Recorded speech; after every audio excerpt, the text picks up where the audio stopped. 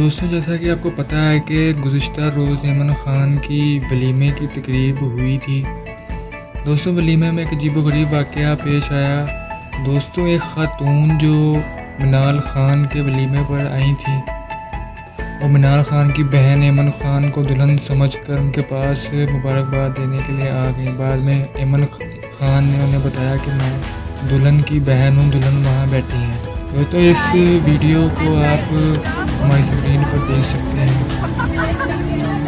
دوستوں یہ video social media پر بہت زیادہ وائرل ہو رہی ہے اور مداح اس کو پسند بھی کر رہے ہیں اور ہنس بھی رہے ہیں۔ دوستوں اس بات پر تو کوئی شک نہیں کہ منال خان اور ایمن خان ایک دوسرے سے بہت زیادہ مشابہ ہیں۔ لوگ بھی انہیں دیکھ کر دھوکہ کھا جائیں کہ یہ ایمن خان ہے یا منال خان ہے۔